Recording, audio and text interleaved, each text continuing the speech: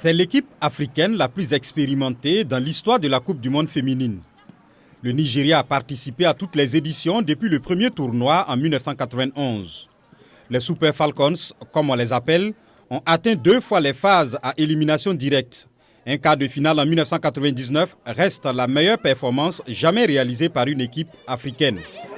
Cette tradition de foot féminin a suscité des vocations et continue de stimuler le rêve de jeunes filles dans un contexte social pas toujours favorable. Blessing Emmanuel a commencé à jouer au football à l'âge de 12 ans sur ce terrain d'un quartier d'Abuja. Sa famille s'y est d'abord opposée et a essayé de la forcer à arrêter. Mon père disait « Non, je ne pense pas que je veux que ma fille soit au milieu de garçons. » J'ai dû les convaincre.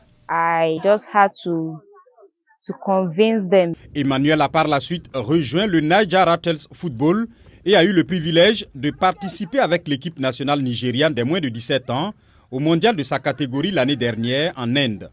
Elle va suivre de près les différentes prestations de ses aînés lors du mondial féminin. L'Afrique attend beaucoup des Super Falcons qui sont les plus titrés du continent avec 9 sacres sur 11. Cependant, leur domination continentale s'est effritée.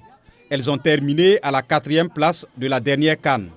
L'une des causes reste la condition salariale pas toujours à la hauteur du succès.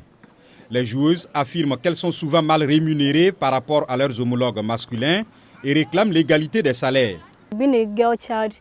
En tant que fille, vos parents s'attendent à ce que vous travailliez, que vous vous mariez et que vous ayez des enfants. Mais moi, je suis passionnée de football. C'est là que je veux gagner de l'argent.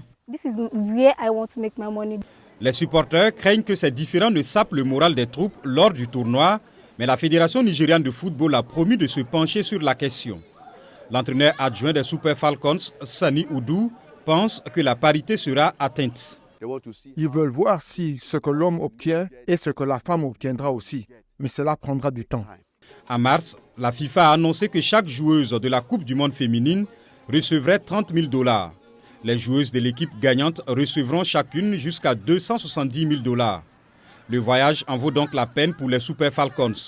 Le Nigeria est dans un groupe B difficile avec l'Australie, pays hôte, le Canada champion olympique et l'Irlande.